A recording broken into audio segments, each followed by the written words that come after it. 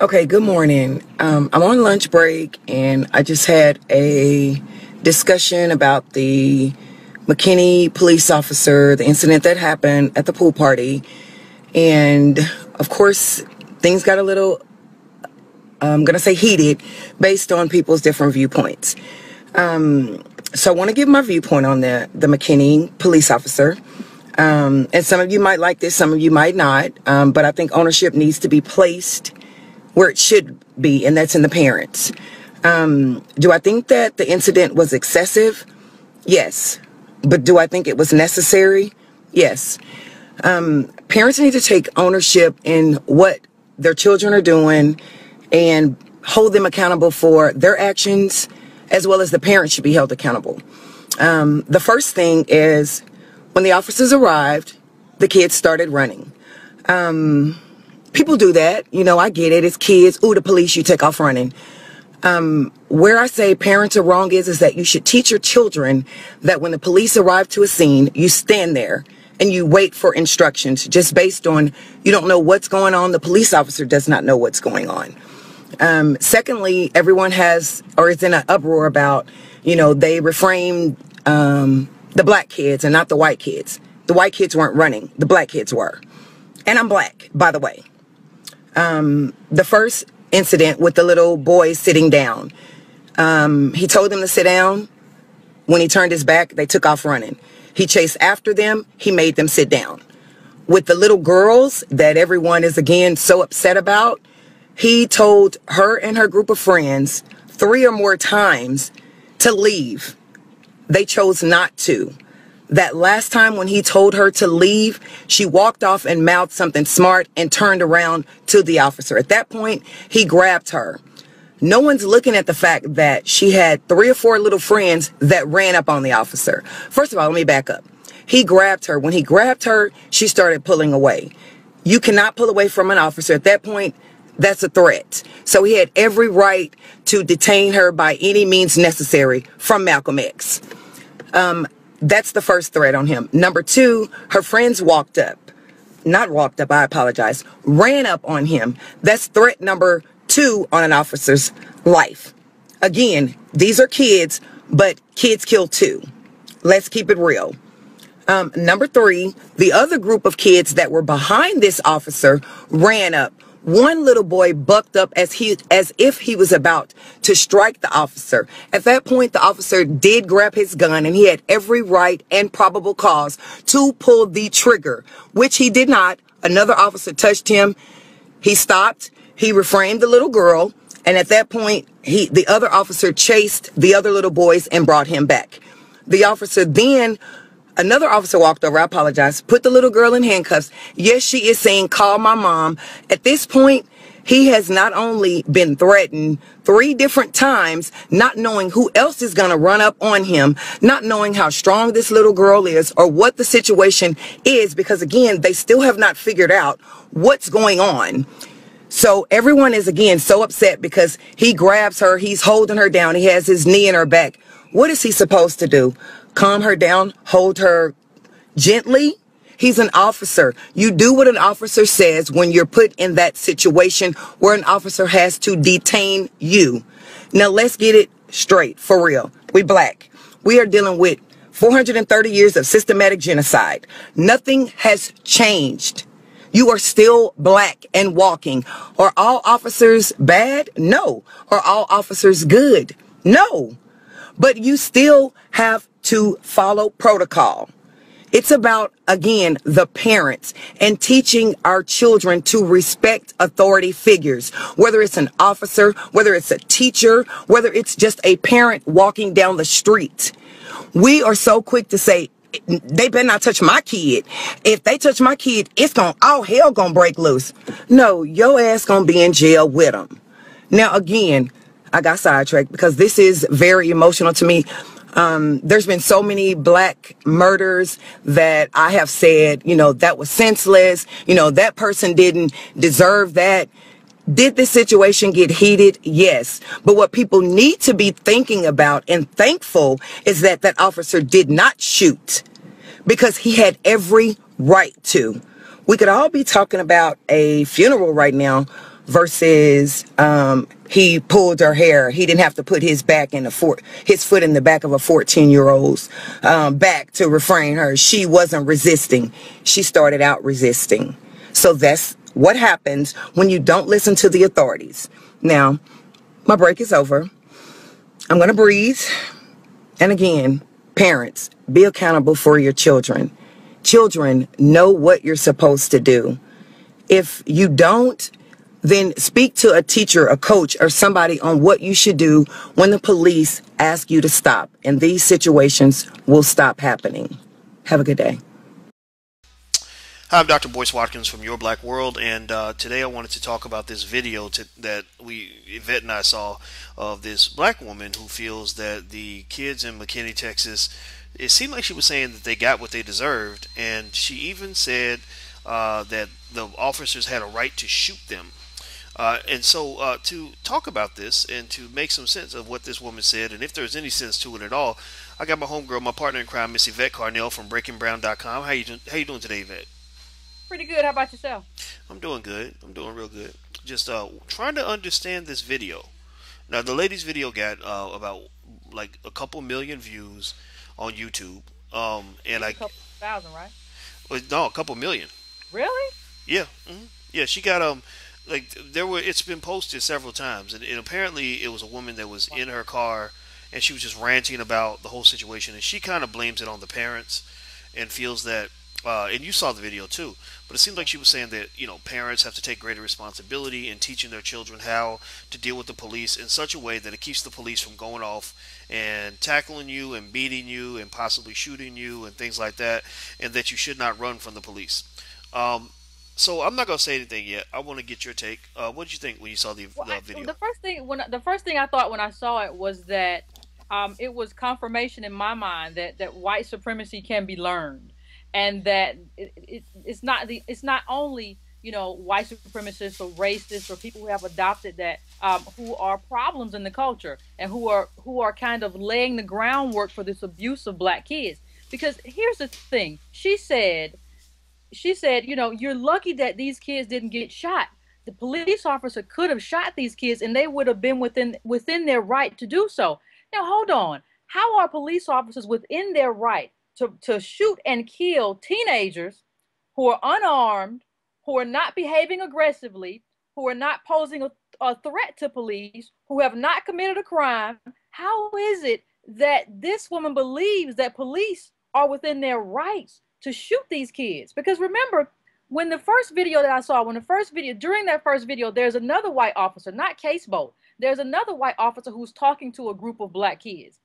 That white officer is just telling them, hey, in future reference, don't run. He's having a polite and very respectful conversation with these kids. Nobody's yelling, nobody's hollering. They're being very respectful to one another. The problem happened when Casebolt entered the scene. He's flipping all around. He's swearing. He's cursing. Then he pulls out his gun. He's throwing the girl to the ground. And so he is the aggressor. Now you have this white cop who is the aggressor throughout the entire video, and this black woman still comes on and says, well, get your kids together. Well, let's go back even further. Let's go back to what we learned earlier. We had kids who were at the scene and said that the reason this happened, they did admit that, a couple of kids may have jumped the fence. And they said, but even before that, they said they were treated, they were racially profiled by the swimming guard or whoever, the lifeguard or whoever that person was there. They said someone told them to go back to Section 8 and all of that. Now, this black woman left all of that out of the conversation, all about how this was instigated, by these white parents or this white woman who should have been more responsible. She didn't even include any of that.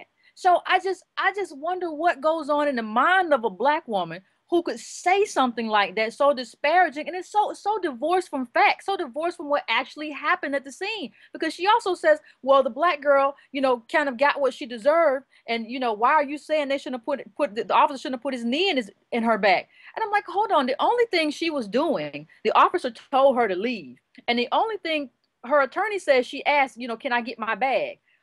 And even if I don't even care if she had said something smart, I don't even care if she had cursed. What reason did he have to restrain her and throw to the ground and push her face into the grass? There was no reason for that. It's almost as if black kids aren't allowed to be teenagers. This is what teenagers do. They're rambunctious. Nobody was violent, nobody was aggressive. But if you're a teenager, you're automatically, if you're a black teen, you're a beast. You're something to be, beaten and thrown down. If the police officer done that to a dog, that would have gone viral. If the police officer had grabbed the dog, thrown it to the ground, put a knee in his back, it would have been a viral video. And the woman wouldn't have said anything. But because it's black kids, she wants to get in her car on her break and say, let me tell y'all black parents about yourselves. I just don't understand the mind of people like that. It's almost as if you have a mindset where people. It goes back to what you said about white supremacy can be learned in that if you see that there is a dominant force, you don't judge or you don't say much about the ethical nature of that force. Whether they're benevolent or malevolent, you just know that they're dominant. And it seems that the strategy, and this goes all the way back to slavery, we've learned this from dealing with white people for 400 years who've been beating and harassing us for hundreds of years. Not all white people, but whites in authority. It's almost as if she's saying, look, I'm not saying it's right, but that's the way it is. And if you want to survive, do what the hell they tell you to do. And it gets back to things that someone like you might question openly, which is the power of the state or white supremacy as well, the power of whites and the power of white males in particular, which is connected to the power of the state to basically, be something that you're saying is something that should be challenged, and she's saying don't challenge it. If you challenge that authority, you're in the wrong by simply disobeying an officer's order or speaking back to an officer when you're not supposed to speak or running away from a police officer when you're not supposed to run. You therefore are a criminal, and at that point you deserve whatever they do to you. And that kind of deviates from justice, and it kind of gets back to almost submitting to a type of bullying that we've been subjected to as people, as black people. We've been bullied by powerful whites for hundreds of years. So if you think about it, you go back to the plantation. You had Negroes on the plantation that would say the same thing. Look, I know Massa ain't good, ain't right, but you just do what Massa say. I know Massa beat you and pulled your teeth out and raped you in front of your kids, but that's what happens when you talk back to Massa. You can't do that. You need to teach your kids not to talk back to Massa, and that's kind of what I was picking on that vibe. Not to pigeonhole her in that category. I understand where she's coming from. I think that I understand it a little bit. I think that she's trying to say, to keep your kids safe, teach them to obey the police. When the police come, you stand there, you don't run. When they talk to you, you don't talk back. You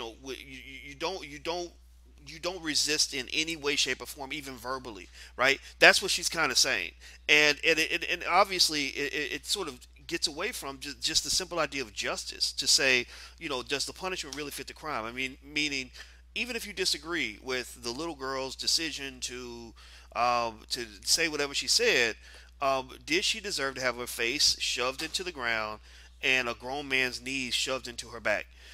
So that's what I'm kind of getting off of this. What do you think? Well, hold on. It's not even just that it's not just, or it gets away from the idea of justice for her to say that. It's actually unconstitutional, basically. I mean, the Supreme Court ruled a few years back, ruled years ago, not just a few years back, but that even if a suspect is fleeing, you're not supposed to, the police don't have a right to just shoot somebody because they're suspected of something and they're running. That is illegal. So for you to say that the police would have had the right to shoot him or to shoot this black teen or whatever, you don't even know what you're talking about, because it's not legal to just shoot somebody, a teenager run down the street. But wait a minute, but let me jump in though. Let me just, out of fairness to her, I don't think she was saying that the cops had a right to shoot every teen that was running. I think she was saying that the cops had a right to shoot the teens that ran up in defense of the girl that was on the ground where she shoved her face into the ground. Remember that? Because that was the only time he pulled out his gun, was when those two guys came up, like, what are you doing? And then he pulls out his gun because she claims he felt threatened. And obviously, I can't agree with that because I just can't imagine a world where he could behave that same way with a group of white kids. I just can't imagine that. She seemed to imply to me that running was a problem, that you can get yourself killed by running from the cops, because you remember that's what happened when the police got there. A lot of kids took off running, so one of the officers actually took the time out and said, hey, it's okay, just don't run when you see the police coming. And it was the second officer who came and inflated and just like, he came and escalated everything. So when you say don't run, I don't want to get this idea out here to people that, okay, it's illegal to run. It's a bad decision, especially if you haven't done anything wrong. But there is nothing illegal about, and if the police tells you to stop, you have to stop. If you're running somewhere, he can't shoot you, but if he says stop, if you're running down this road and he says stop, you're still supposed to stop. But here's my thing. Let me take it back to another thing. This is something else that's really important. It is also true, and Black people have been told this all their lives. It is also true that if you work, we've been told you have to work twice as hard to get half as much as white people in this society. You can tell your kids that, and it will be true. That doesn't make it right. That doesn't mean that's something that we should defend. The fact that that even exists means that there's systemic racism in this country, and that's something that we should fight. So it's not a good idea to make a video defending, well, you all know how it is. We got to work twice as hard to get half as much. You might have that conversation, but you don't defend that double standard, because that double standard handicaps us. And this is the sort of thing I saw. There was a guy named, I think his name was Embry Benet, and he became the favorite of Fox News and everybody because he's like a radio personality down there. He said, well, the girl was mouthing off, and you shouldn't mouth off. Yes, you shouldn't mouth off to the police. You shouldn't mouth off to a lot of people in authority. If this person is your teacher, or whatever, because there's probably a better way to handle it. Have your parents handle it, whatever. But that doesn't mean that you should be thrown to the ground, wrestled, and be treated like a common criminal because you said something that the police officer didn't like. It doesn't mean that, like, when do teenage Black kids just get to be teenage Black kids instead of being viewed as like, these thugs? And let's just call a spade a spade. This guy Eric Casebolt, he began cursing at these teens when he got there. When he told them to sit down on the grass, they sat down on the grass. But he was like, get your asses down. And I think he dropped the F on. I mean, he was cursing all over the place. There was no reason for that. He escalated this entire situation, and the blame is on him for doing that. They didn't disobey. When he said sit down, all the kids sat down. When one of the kids said, we're here for a party, he didn't say it in an aggressive way. He didn't curse at the officer. So what were you doing? What was he doing? And why? I can't understand why this woman made a whole YouTube video. And the only thing she said was, well, was it over the top? Kind of, yes, but still, that's the only criticism you have to offer for the white officer in the video, is that, well, it was over the top or whatever she said. That's it. Yeah, well, I think that I think my opinion is that it's important to remember that this is one person, right? This is one woman's opinion, and her video got 2 million views because she is so different from where everyone else is mentally on this. So she might just be a person that just has an awkward opinion and maybe even a little bit crazy. I don't know. But I think that what interested me about the video and made me want to spend your valuable time talking about it is that there are a lot of Black people who do think this way. Per se, to a point, they can kind of look at her video and kind of get a lot of what she's saying, and can actually support a lot of what she's saying. I don't think they'd actually record it, and I don't think they say everything she said, but you do have those Black folks who will submit to white supremacy. And I think that an important fundamental question to really ask about things like this is to just say, look, if these were white children, would that behavior have been acceptable? It wouldn't have been. If as you mentioned, if these had been a bunch of dogs, it would have been acceptable. But for some reason, when it comes to African Americans, we've all accepted some sort of double standard. And what you're describing is on this video is almost like it's an infomercial sort of supporting white supremacy. It's and all the whites that are clicking on the video and sharing it, and the Blaze of the conservative publication, they're reporting on it. They like hearing this because they like the idea of Black people saying, look, we need to stay in our place. This is our place. And when white people get mad at us for stepping out of our place and thinking that we're white, we can't blame them for doing that, because clearly it's our fault for not knowing our place. That's what I'm kind of getting from this. What do you think? Yeah, this Black woman sounds just like this teacher, and I think she was in Texas as well, who I think just got fired. she said that, this kind of makes her want to go back to the days of segregation because black people are always acting up. And why did you all jump the fence, to go to the gated community? And, you are always the problem. And it's just like, it, are people who are saying this not watching the video? You can see clearly in the video that Eric Casebolt, the guy, we see a few ninja flips, which lets you know that like these people were wanting this on tape and were wanting to put this on YouTube. And then you see him, get your asses down. And, like, what is wrong with you? Like, these are teenagers. Like, I would be upset if I had kids and you were talking to my teenager like that. But you exacerbated this whole thing. And the white woman was just like, well, I want segregation again. The white teacher, I think she was a fourth grade teacher out of Texas, and we have it up on yourblackworld.net.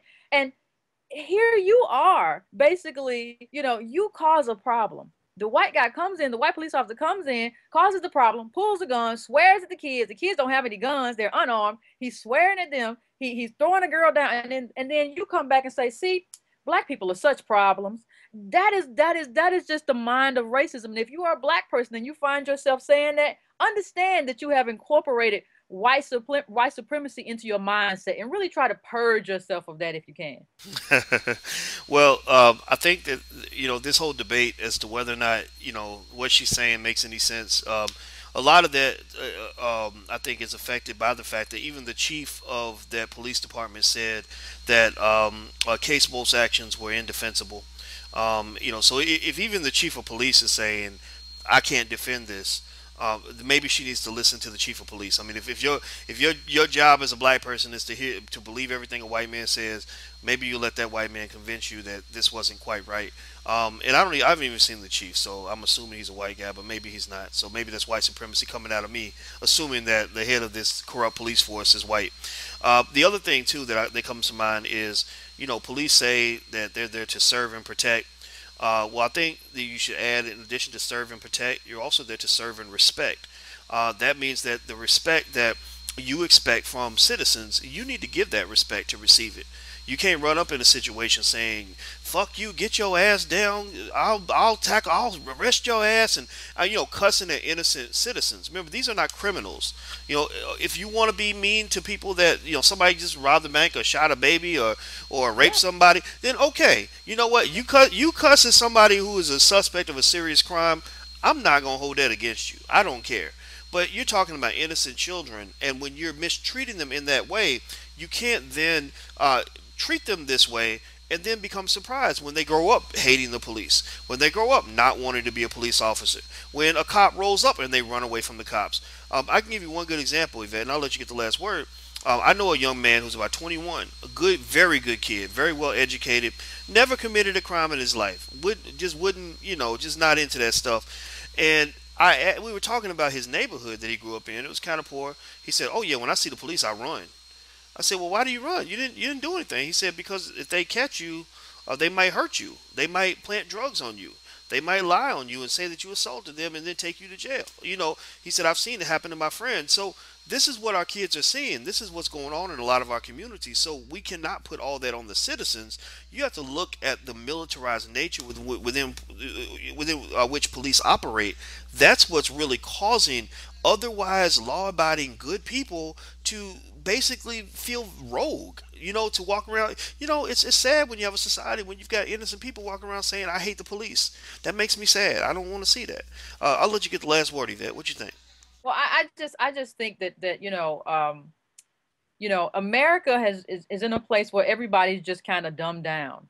We watch a lot of TV, we listen to a lot of negative music, and I just really, really am at a place where I think, we need to, maybe I need to, or we need to, or start a movement or a re-education of the Negro. Because a lot of this stuff, and you're a scholar, you run in scholar circles, a lot of this stuff comes from not understanding, the roots of these problems and the history of police brutality and the history of the pathologizing of blackness in this country. And there are a lot of scholars who have written a lot of great stuff on this. It's just not enough black people who read it. And so we come up with like these anecdotal ideas of what's supposed to happen and what has happened, as if this isn't tied to a history of oppression, as if this isn't tied to something that we know about and we know it's intentional. So I just want people, before they kind of criticize apologize. Black people, I want them to take a step back, first of all, and look at everything that happened in that video, and look at who escalated tensions in the video, and just don't be so quick to judgment. If you see black kids and you see black faces running, to automatically assume these black kids must have done something wrong, because if you do that, you're just like the white supremacists, you're just like the racists, you're just like everybody else, and you're not helping. Well, you said enough. All right. Well, everybody, I encourage you to do exactly what Yvette said. We all need to be re-educated. I mean, I know PhDs that have their brains full of all the wrong stuff, and I was one of them for a long time myself. This system's not designed to educate you to become an empowered black person.